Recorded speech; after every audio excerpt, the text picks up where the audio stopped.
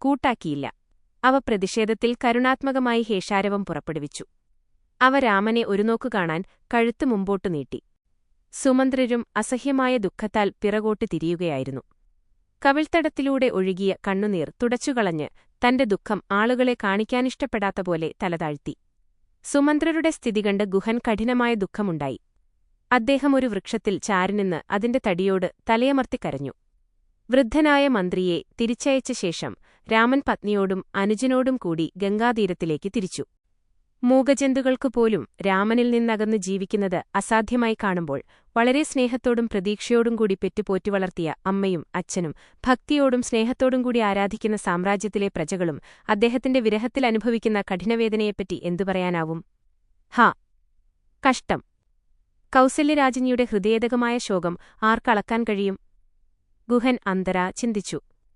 ദുഃഖം അദ്ദേഹത്തിന്റെ ഹൃദയത്തെ വരട്ടിക്കളഞ്ഞു. ഉടനെ ഗംഗാതടത്തിലേക്ക് പോകുന്ന രാമനെയും സീതയെയും ലക്ഷ്മണനെയും അദ്ദേഹം കണ്ടു. അതിനാൽ അദ്ദേഹം അവരുടെ അടുത്തേക്ക് സത്വരം ചെന്നു. അവർക്ക് നദി കടക്കണമെന്ന് ആഗ്രഹമുള്ളതായി കണ്ട അദ്ദേഹം മറുകരയിലുണ്ടായിരുന്ന തോണിക്കാരനോട് തോണിക്കടവിലേക്ക് കൊണ്ടുവരാൻ വിളിച്ചുപറഞ്ഞു.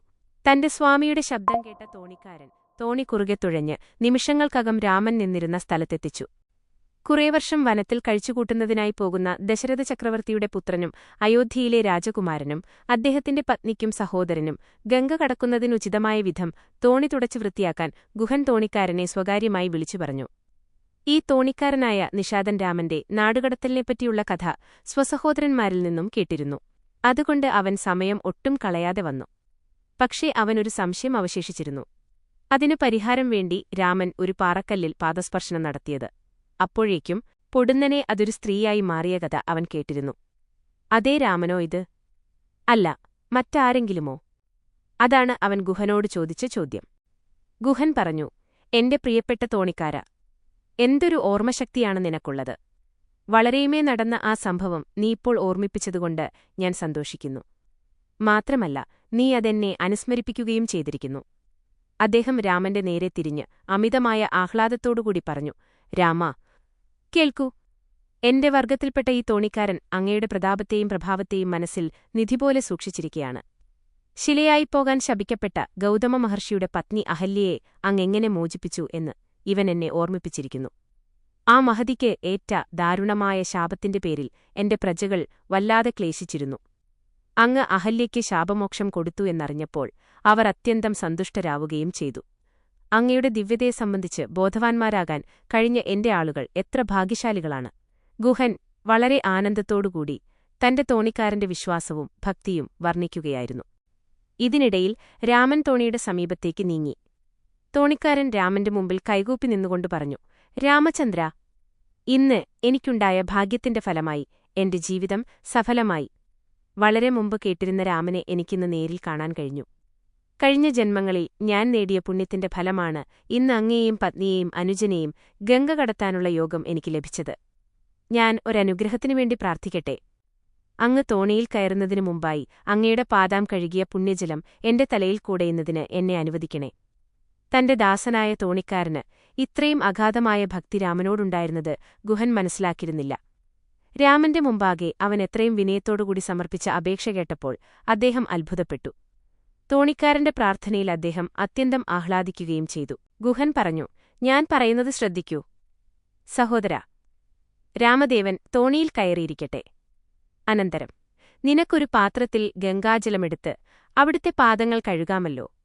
അവിടുന്ന് നദീതീരത്തു നിൽക്കുമ്പോൾ പാദങ്ങൾ കഴുകുന്നത് മര്യാദയല്ല. അവന്റെ നിർബന്ധബുദ്ധിയും ലാളനവും കണ്ട് അദ്ദേഹം അവനെ മെല്ലെ ശാസിച്ചു. എന്നാൽ തോണിക്കാരൻ വഴങ്ങിയില്ല. അവൻ അഭ്യർത്ഥിച്ചു, പ്രഭോ, അങ്ങേക്ക് അളവറ്റ ധനമുണ്ട്. ഞാൻ നിസ്സഹായനായ വിധം ദരിദ്രനാണ്. ആളുകളെ നദി കടത്തിക്കിട്ടുന്ന കൂലികൊണ്ട് കുടുംബത്തെ രക്ഷിക്കുന്നതിനായി ഞാൻ കഠിനാധ്വാനം ചെയ്യുകയാണ്. എന്റെ ചെറുകുടുംബത്തെ പോറ്റാൻ പോലും എനിക്ക് കിട്ടുന്ന ദിവസ വരുമാനം മതിയാവുകയില്ല. ഈ വരവും നഷ്ടപ്പെട്ടു പോയാൽ എനിക്കെങ്ങനെ സന്തുഷ്ടനാവാൻ സാധിക്കും? അതുകൊണ്ട് ദയവു ചെയ്ത് എന്നെ തെറ്റിദ്ധരിക്കരുതേ. അങ്ങ് തോണിയിൽ കയറുന്നതിനു മുമ്പ് അങ്ങയുടെ പാദം കഴുകാൻ എന്നെ അനുവദിക്കണം. തോണിക്കാരന്റെ അസാധാരണമായ അപേക്ഷയിലടങ്ങിയ വികാരം രാമൻ മനസ്സിലാക്കി. അദ്ദേഹം മന്ദഹസിച്ചുകൊണ്ട് സീതയുടെ നേരെ തിരിഞ്ഞു പറഞ്ഞു, ദേവി, ഈ തോണിക്കാരന്റെ ഭയം മനസ്സിലാക്കിയോ? ഇതിനെയെല്ലാം അർത്ഥമെന്താണെന്ന് ഗുഹൻ മനസ്സിലായില്ല. രാമൻ മന്ദഹസിച്ചതെന്തിനാണെന്നും ഗുഹൻ അറിഞ്ഞുകൂടായിരുന്നു. തോണിക്കാരന്റെ പെരുമാറ്റം അദ്ദേഹത്തെ അമ്പരപ്പിച്ചു. ഗുഹൻ പറഞ്ഞു, ഹേ തോണിക്കാര, നീ സംസാരിക്കുന്നതെന്താണെന്നെനിക്ക് മനസ്സിലാവുന്നില്ല. രാമനെ തോണിയിൽ കയറ്റി കടത്തുകയെന്ന ഇപ്പോഴത്തെ നിന്റെ കർമ്മവും നിന്റെ കുടുംബരക്ഷയ്ക്കാവശ്യമായ ചെലവും തമ്മിൽ എന്തു ബന്ധമാണുള്ളത്? പാരമ്പര്യവഴി സിദ്ധിച്ച ഈ ജോലിക്ക് നീ പ്രഭുവിൽ നിന്നും കൂടുതൽ കൂലി ആവശ്യപ്പെടുകയാണോ? അങ്ങനെയെങ്കിൽ നീ നിന്റെ അത്യാഗ്രഹം വെളിപ്പെടുത്തുകയാണ്. നിന്റെ കുടുംബം രക്ഷിക്കുന്നതിന് നിന്റെ വരവ് മതിയാവുന്നില്ലെങ്കിൽ ഈ ദേശത്തിന്റെ അധിപനെന്ന നിലയിൽ പോരാതെ വരുന്ന തുക നികത്തിത്തരാൻ ഞാൻ തയ്യാറാണ്. അത് സ്വാമിയിൽ നിന്നും നേടാൻ ആഗ്രഹിക്കേണ്ട. ജോലിയിൽ ശ്രദ്ധിച്ച് തോണി തയ്യാറാക്കൂ. ആ മനുഷ്യന്റെ ശാരീരം കണ്ട ഗുഹന് ദേഷ്യം വന്നു. തോണിക്കാരൻ ഇങ്ങനെ ബോധിപ്പിച്ചു, രാമന്റെ പാദങ്ങൾക്ക് ദിവ്യശക്തിയുണ്ടെന്ന് ജനങ്ങൾ പറയുന്നത് ഞാൻ കേട്ടിട്ടുണ്ട്. ആ പാദങ്ങൾ ഒരു ശിലയിൽ തൊട്ടപ്പോൾ അതൊരു പെണ്ണായി മാറിയെന്ന് അവർ പറയുന്നു. ധാരാളം മരക്കഷണങ്ങൾ കൂട്ടിച്ചേർത്താണ് എന്റെ തോണി നിർമ്മിച്ചിരിക്കുന്നത്. രാമന്റെ പാദസ്പർശമേറ്റ് ഓരോ മരക്കഷണവും ഓരോ സ്ത്രീയാവുകയാണെങ്കിൽ പ്രഭു എല്ലാവരെയും എന്റെ തോളിൽ നിന്നാണല്ലോ. ഈ ഭാരം എനിക്കെങ്ങനെയാണ് പേറാൻ സാധിക്കുക? എന്നാൽ അവിടുന്ന് തോണിയിൽ കയറുന്നതിനു മുമ്പാണ് ആ പാദങ്ങൾ കഴുകുന്നതെങ്കിൽ എനിക്ക് ആ ഭയത്തിൽ നിന്നും മുക്തനാവാമല്ലോ. കൂടാതെ പാദം കഴുകിയ ജലം ഞാനൊന്ന് തലയിൽ കൂടെയുമ്പോൾ എന്റെ പാപങ്ങളെല്ലാം നശിക്കുകയും ചെയ്യും. അതുകൊണ്ട് എന്റെ ആഗ്രഹം നിറവേറ്റപ്പെടുന്നതിന് സദയം അനുവദിക്കൂ. ഗുഹൻ ആലോചനാമഗ്നനായി. പക്ഷേ രാമൻ തോണിക്കാരനെ വിളിച്ചു. മന്ദഹാസപ്രകാശിതമായ മുഖത്തോടുകൂടി അവനോട് പറഞ്ഞു, എന്റെ പ്രിയപ്പെട്ടവനെ, വരൂ, എന്റെ പാദങ്ങൾ കഴുകിക്കൊള്ളൂ. എന്നിട്ട് അദ്ദേഹത്തിന്റെ പാദങ്ങൾ തോണിക്കാരന്റെ കൈത്തലത്തിൽ വെച്ചു. അവന്റെ ആനന്ദത്തിന് അതിരില്ലായിരുന്നു. അവൻ തൃപ്പാദം തന്റെ കൈത്തലത്തിൽ വെച്ച് ഗംഗാജലം കൊണ്ട് കാൽവിരലുകൾക്കിടയിലെ ഭാഗം പോലും വിട്ടുകളയാതെ വളരെ ശ്രദ്ധയോടും സ്നേഹത്തോടും കൂടി മുഴുവനും കഴുകി. അനന്തരം പാദം കഴുകിയ ജലം ദുഷ്ടശക്തികളിൽ നിന്നുള്ള രക്ഷയ്ക്കായി തന്റെ തലയിലും തോണിയുടെ എല്ലാ ഭാഗങ്ങളിലും തളിച്ചു. തന്റെ പദ്ധതി പരിപൂർണമായും വിജയിച്ചതിൽ അവൻ അത്യധികം ആഹ്ലാദിച്ചു. തോണിയിൽ രാമൻ കാലെടുത്തുവെക്കുമ്പോൾ തോണിക്കാരൻ രാമന്റെ കൈപിടിച്ച് സഹായിച്ചു. രാമൻ സീതയുടെ കരം മുറുകെ പിടിച്ചുകൊണ്ട് ദേവിയെ തോണിയിൽ കയറ്റി. കുറുകെ ഉറപ്പിച്ചിരുന്ന പലകകളിലൊന്നിൽ തന്റെ അടുത്തുതിരിക്കാൻ രാമൻ ലക്ഷ്മണനോട് പറഞ്ഞു. തോണിക്കാരന്റെ ഭക്തിയെയും ബാലിശതയെയും പറ്റി അവർ അന്യോന്യം സംസാരിച്ചു. ജലോപരിയുള്ള തോണിയുടെ ചലനം അവർ ആസ്വദിച്ചു. അവർ പല വിഷയങ്ങളെപ്പറ്റിയും ഗുഹനുമായി സംസാരിച്ചു. യാത്ര ചെയ്യുന്നുവെന്ന ചിന്തയില്ലാതെ അവർ മറുകരയിലെത്തിച്ചേർത്തവണ്ണം സമയം അതിവേഗത്തിൽ കടന്നുപോയി. തോണിക്കാരൻ കൂലി കൊടുക്കുവാൻ ഒരു കവിടിത്തൊട്ടുപോലും കൈവശമില്ലാത്തതിൽ രാമൻ ലജ്ജിതനായ പോലെ നടിച്ചു. സീത തന്റെ ആത്മഹൃദയവികാരം വാസനാശക്തി കൊണ്ട് മനസ്സിലാക്കി. ദേവി വിരലിൽ നിന്നും ഒരു മോതിരം ഊരിയെടുത്ത് രാമന്റെ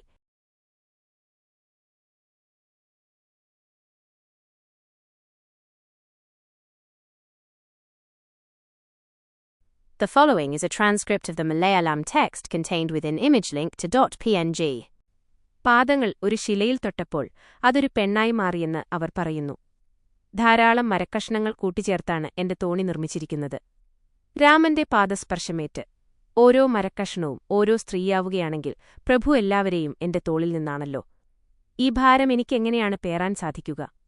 എന്നാൽ അവിടുന്ന് തോണിയിൽ കയറുന്നതിനു മുമ്പാണ് ആ പാദങ്ങൾ കഴുകുന്നതെങ്കിൽ എനിക്ക് ആ ഭയത്തിൽ നിന്നും മുക്തനാവാമല്ലോ. കൂടാതെ പാദം കഴുകിയ ജലം ഞാനൊന്ന് തലയിൽ കൂടെയുമ്പോൾ എന്റെ പാപങ്ങളെല്ലാം നശിക്കുകയും ചെയ്യും. അതുകൊണ്ട് എന്റെ ആഗ്രഹം നിറവേറ്റപ്പെടുന്നതിന് സദയം അനുവദിക്കൂ. ഗുഹൻ ആലോചനാമഗ്നനായി. പക്ഷേ രാമൻ തോണിക്കാരനെ വിളിച്ചു. മന്ദഹാസപ്രകാശിതമായ മുഖത്തോടുകൂടി അവനോട് പറഞ്ഞു, എന്റെ പ്രിയപ്പെട്ടവനെ, വരൂ, എന്റെ പാദങ്ങൾ കഴുകിക്കൊള്ളൂ. എന്നിട്ട് അദ്ദേഹത്തിന്റെ പാദങ്ങൾ തോണിക്കാരന്റെ കൈത്തലത്തിൽ വെച്ചു. അവന്റെ ആനന്ദത്തിന് അതിരില്ലായിരുന്നു. അവൻ തൃപ്പാദം തന്റെ കൈത്തലത്തിൽ വെച്ച് ഗംഗാജലം കൊണ്ട് കാൽവിരലുകൾക്കിടയിലെ ഭാഗം പോലും വിട്ടുകളയാതെ വളരെ ശ്രദ്ധയോടും സ്നേഹത്തോടും കൂടി മുഴുവനും കഴുകി. അനന്തരം പാദം കഴുകിയ ജലം ദുഷ്ടശക്തികളിൽ നിന്നുള്ള രക്ഷയ്ക്കായി തന്റെ തലയിലും തോണിയുടെ എല്ലാ ഭാഗങ്ങളിലും തളിച്ചു. തന്റെ പദ്ധതി പരിപൂർണമായും വിജയിച്ചതിൽ അവൻ അത്യധികം ആഹ്ലാദിച്ചു. തോണിയിൽ രാമൻ കാലെടുത്തുവെക്കുമ്പോൾ തോണിക്കാരൻ രാമന്റെ കൈപിടിച്ച് സഹായിച്ചു. രാമൻ സീതയുടെ കരം മുറുകെ പിടിച്ചുകൊണ്ട് ദേവിയെ തോണിയിൽ കയറ്റി. കുറുകെ ഉറപ്പിച്ചിരുന്ന പലകകളിലൊന്നിൽ തന്റെ അടുത്തുതിരിക്കാൻ രാമൻ ലക്ഷ്മണനോട് പറഞ്ഞു. തോണിക്കാരന്റെ ഭക്തിയെയും ബാലിശതയെയും പറ്റി അവർ അന്യോന്യം സംസാരിച്ചു. ജലോപരിയുള്ള തോണിയുടെ ചലനം അവർ ആസ്വദിച്ചു. അവർ പല വിഷയങ്ങളെപ്പറ്റിയും ഗുഹനുമായി സംസാരിച്ചു. യാത്ര ചെയ്യുന്നുവെന്ന ചിന്തയില്ലാതെ അവർ മറുകരയിലെത്തിച്ചേർത്തവണ്ണം സമയം അതിവേഗത്തിൽ കടന്നുപോയി. തോണിക്കാരൻ കൂലി കൊടുക്കുവാൻ ഒരു കവിടിത്തൊട്ടുപോലും കൈവശമില്ലാത്തതിൽ രാമൻ ലജ്ജിതനായ പോലെ നടിച്ചു. സീത തന്റെ ആത്മഹൃദയവികാരം വാസനാശക്തികൊണ്ട് മനസ്സിലാക്കി. ദേവി വിരലിൽ നിന്നും ഒരു മോതിരം ഊരിയെടുത്ത് രാമന്റെ കയ്യിൽ വെച്ചു. രാമൻ തോണിക്കാരനെ വിളിച്ചുവരുത്തി പറഞ്ഞു, സ്നേഹിതാ, ഇതാ നിങ്ങളുടെ കൂലി, എടുത്തോളൂ. തോണിക്കാരൻ രാമപാദങ്ങളിൽ വീണ് വികാരവിവശനായി പറഞ്ഞു, ഓ രാമ, ഈ ദിവസം എനിക്ക് ദാനങ്ങളിൽ വെച്ച് ഏറ്റവും വലിയ ദാനം ലഭിച്ചു.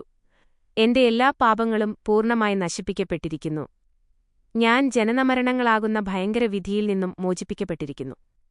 പല ജന്മങ്ങളിലായി ഞാൻ അനുഭവിച്ച യാതനകൾ സഫലമായിരിക്കുന്നു. എന്റെ ഈശ്വരൻ എന്നെ അനുഗ്രഹിച്ചിരിക്കുന്നു.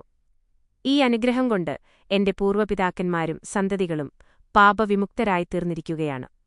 പ്രഭോ, അങ്ങയുടെ അനുഗ്രഹങ്ങൾക്ക് അർഹനാവുകയെന്നത് തന്നെ എനിക്ക് ധാരാളമാണ്.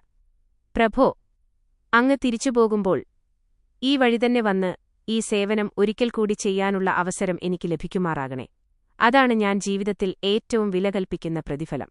കവിൾത്തടത്തിൽ കൂടി കണ്ണുനീരൊഴുക്കിക്കൊണ്ട് അവൻ രാമന്റെ മുമ്പിൽ ദീർഘദണ്ഡ നമസ്കാരം ചെയ്തു.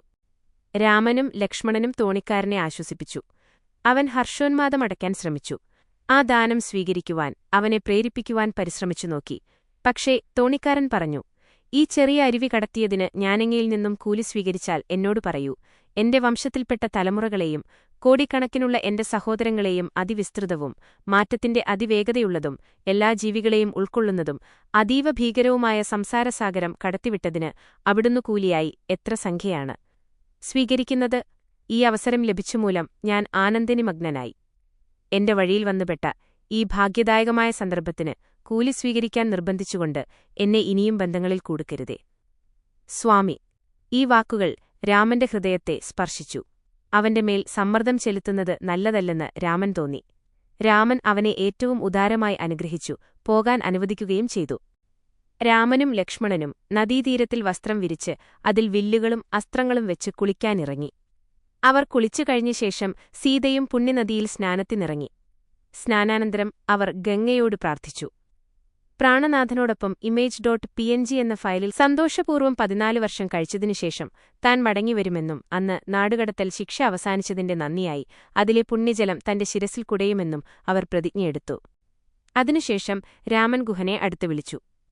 എന്നിട്ട് പറഞ്ഞു, പ്രിയ സുഹൃത്തേ, താങ്കളുടെ സമയത്തിന്റെ അധികഭാഗവും ഞാൻ എന്റെ ആവശ്യത്തിനുവേണ്ടി ഉപയോഗിച്ചു കഴിഞ്ഞു. ഇനി താങ്കൾ സ്വന്തം നഗരത്തിലേക്ക് മടങ്ങിപ്പോകുക. ഈ ആജ്ഞ കേട്ട് ഗുഹന്റെ മുഖം മ്ലാനമായി. കണ്ണീർ കവിളുകളിലൂടെ ധാരധാരയായി ഒഴുകി. കൈകൂപ്പിക്കൊണ്ട് അദ്ദേഹം പ്രാർത്ഥിച്ചു, രാമ, സദയം എന്റെ വാക്കുകൾ ശ്രദ്ധിക്കൂ. ഞാൻ അങ്ങയോടൊപ്പം വനത്തിൽ കുറേക്കൂടി സമയം ചെലവഴിക്കണം. കാട്ടിലെ എല്ലാ മാർഗങ്ങളും എനിക്ക് സുപരിചിതമാണ്. അങ്ങയ്ക്ക് പ്രയോജനപ്രദമായ വിവരങ്ങൾ തരാൻ എനിക്ക് സാധിക്കും. ഈ വിധത്തിൽ അങ്ങയെ സേവിക്കുന്നതിന് ഞാൻ ആഗ്രഹിക്കുന്നു. ദയവിചാരിച്ചു വേണ്ട എന്ന് പറയാതിരിക്കണം. ഗുഹന്റെ സ്നേഹവും ഭക്തിയും കണ്ടപ്പോൾ രാമൻ സന്തുഷ്ടനായി. അദ്ദേഹം ഗുഹനെ കൂട്ടി കുറേ ദൂരം നടന്ന ശേഷം വൈകുന്നേരമായതോടെ പടർന്നു പന്തലിച്ച ഒരു വൃക്ഷത്തണലിൽ വിശ്രമിക്കാനിരുന്നു. ഗുഹനും ലക്ഷ്മണനും വേഗം ആ സ്ഥലം തൂത്തുവാരി രാമനും സീതയ്ക്കും വിശ്രമിക്കാൻ പറ്റിയതാക്കാൻ ശ്രമിച്ചു. ആ വൃക്ഷത്തിലെ ഫലങ്ങൾ തന്നരികിലെത്തിയ ദിവ്യസന്ദർശകരെ സേവിക്കുന്നതിനായി താഴെ വീഴാൻ ഉത്കണ്ഠയോടുകൂടി നോക്കുകയായിരുന്നു. അവ വികാരോത്തേജനം കൊണ്ടും ആനന്ദം കൊണ്ടും ചുവന്നുപോയി. ഗുഹനും ലക്ഷ്മണനും ഫലങ്ങൾ ശേഖരിച്ച് വീതി കൂടിയ ഇലകളിൽ സീതയുടെയും രാമന്റെയും മുമ്പാകെ വെച്ചു.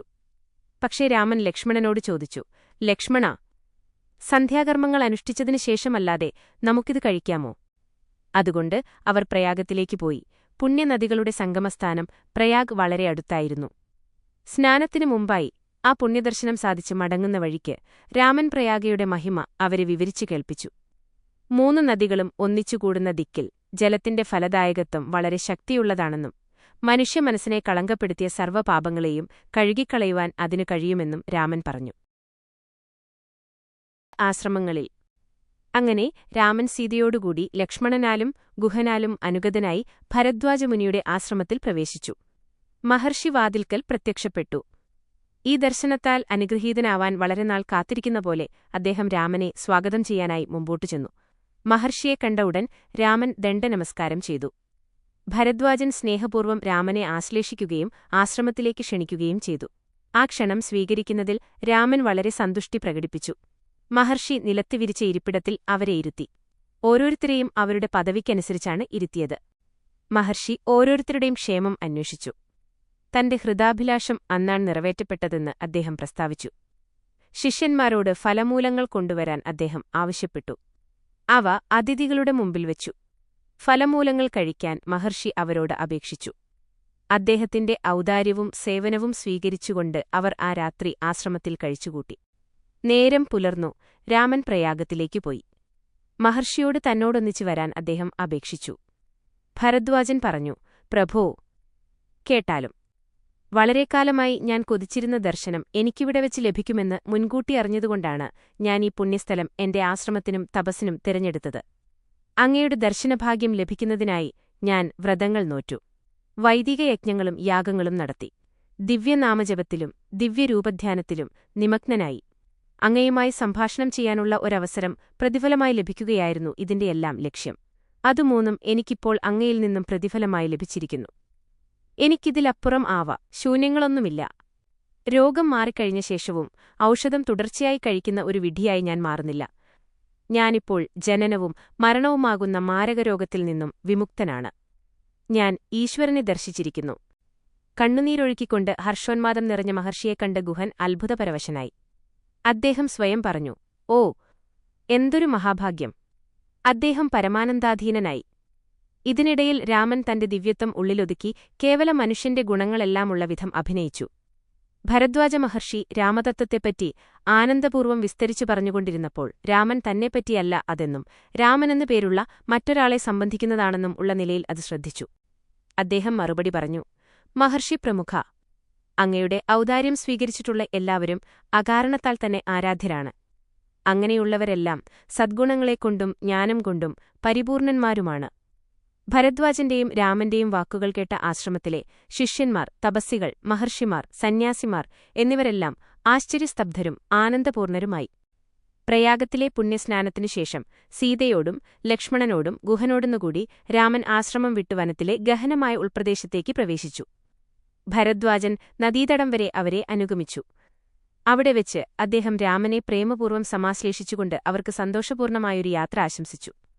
രാമൻ മഹർഷിയുടെ അനുഗ്രഹങ്ങൾക്ക് അപേക്ഷിച്ചുകൊണ്ട് പറഞ്ഞു, ഗുരോ, ഏതു ഭാഗത്തുകൂടെ പോകുന്നതാണ് ഞങ്ങൾക്ക് ഏറ്റവും നല്ലത്?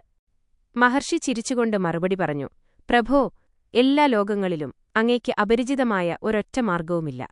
അങ്ങ് ഈ വേഷത്തിൽ ഒരു കേവല മനുഷ്യന്റെ ഭാഗം അഭിനയിക്കുകയാണ്. എന്നോട് ചോദിച്ചതുകൊണ്ട് ഞാൻ അറിഞ്ഞിടത്തോളം മറുപടി പറയേണ്ടത് എന്റെ ധർമ്മമാണല്ലോ. ഇങ്ങനെ പറഞ്ഞുകൊണ്ട് അദ്ദേഹം തന്റെ ശിഷ്യരിൽ 4 ആളെ വിളിച്ച് അടുത്ത ആശ്രമസമൂഹത്തിലേക്ക് വഴി കാണിച്ചുകൊടുക്കാനായി രാമന്റെ കൂടെ അയച്ചു. അല്പദൂരത്തോളമെങ്കിലും രാമനോടുകൂടെ സഞ്ചരിക്കാൻ ലഭിച്ച അവസരത്തെപ്പറ്റി കുട്ടികൾ അതീവ ആഹ്ലാദമുള്ളവരായി. പൂർവ്വജന്മകർമ്മങ്ങളുടെ ഫലമായുണ്ടായ നേട്ടമാണ് അതെന്ന് അവർക്ക് മനസ്സിലായി. രാമാദികൾക്ക് വഴി കാണിച്ചുകൊണ്ടവർ മുമ്പിൽ നടന്നു. രാമനും സീതയും ലക്ഷ്മണനും ഗുഹനും അവരുടെ പിന്നാലെയും. അവർ യമുനാതീരത്തെത്തി. അവിടെ നിന്ന് മനസ്സോടെയല്ലെങ്കിലും മഹർഷി ശിഷ്യന്മാർ രാമനോട് അനുവാദം വാങ്ങി തിരിച്ചുപോകാനൊരുങ്ങി. സീതയും രാമനും ലക്ഷ്മണനും തങ്ങളെ സഹായിച്ചതിന് ശിഷ്യന്മാരുടെ നേരെ സന്തുഷ്ടി പ്രകടിപ്പിച്ചു.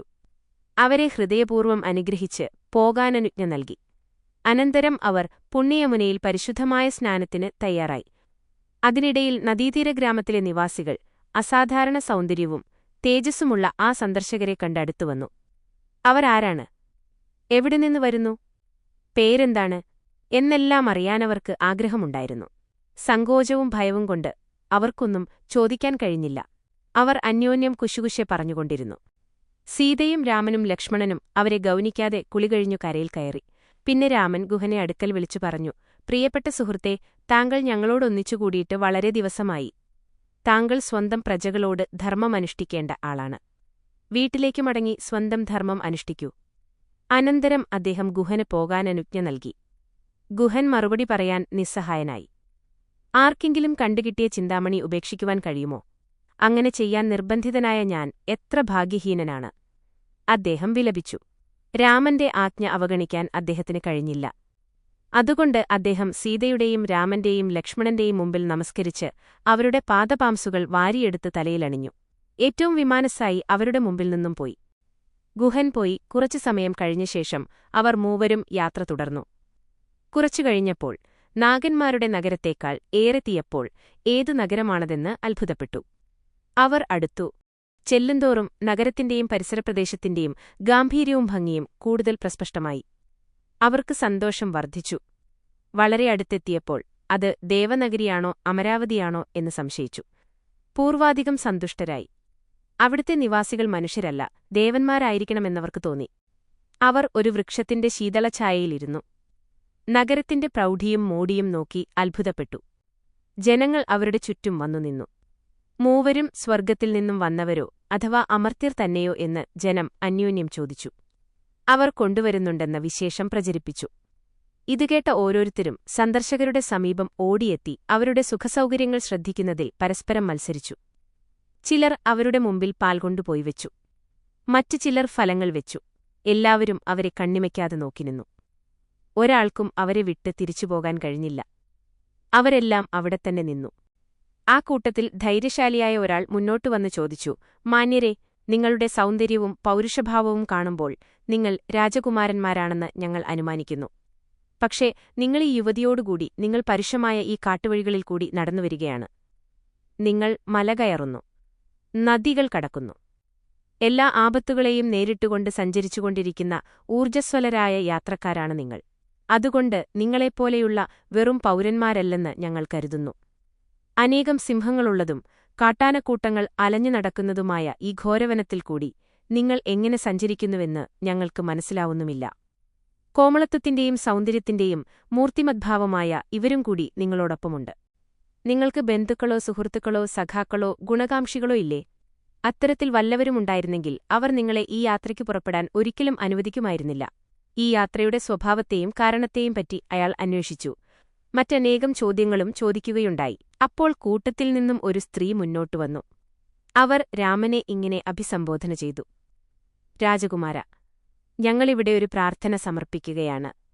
ഞാനൊരു സ്ത്രീയായതുകൊണ്ട് അത് പ്രകടിപ്പിക്കുന്നതിൽ എനിക്കു ഭയമുണ്ട്. എന്റെ ധിക്കാരം പൊറുക്കുക. ഞങ്ങൾ സാധാരണക്കാരാണ്, വാക്ചാതുര്യം ഇല്ലാത്തവർ. അങ്ങയുടെ ശാരീരിക സൗന്ദര്യം മരതകത്തിന്റെയും കനകത്തിന്റെയും ശോഭ പ്രതിഫലിപ്പിക്കുന്നു. അതാണ് അങ്ങയുടെ പ്രകാശത്തിന്റെ ഉറവിടം എന്നു തോന്നുന്നു.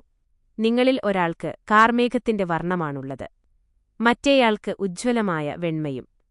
കോടിക്കണക്കിന് പ്രേമദേവതമാർ മനുഷ്യശരീരങ്ങളായി രൂപപ്പെട്ടതുപോലെ മതിമയക്കുന്നവരാണ് നിങ്ങൾ ഇരുവരും. ഈ കോമളയുവതിക്ക് നിങ്ങളുമായുള്ള ബന്ധമെന്താണെന്ന് ഞങ്ങൾക്കറിയാതിരിക്കാൻ വയ്യ. അവൾക്ക് പ്രേമദേവതയായ രതിദേവിയുടെ അതിവിശിഷ്ടമായ മനോഹാരിതയാണുള്ളത്. അവരുടെ ശാലീനതയും നൈസർഗികമായ വിനയവും അതുപോലെ അഴകും കാണുമ്പോൾ ഞങ്ങൾ സ്ത്രീകൾ സ്വയം ഞങ്ങളെപ്പറ്റിത്തന്നെ ലജ്ജിക്കുന്നു. നിങ്ങളാരാണ്? ഈ വിധം എന്തിനാണ് വന്നിട്ടുള്ളത് എന്നെല്ലാം സദയം ഞങ്ങളോട് പറയുക. അവരുടെ പ്രാർത്ഥന കേട്ടും അവരുടെ ഉത്കണ്ഠയും ആനന്ദവും കണ്ട് രാമനും ലക്ഷ്മണനും വളരെ രസം തോന്നി.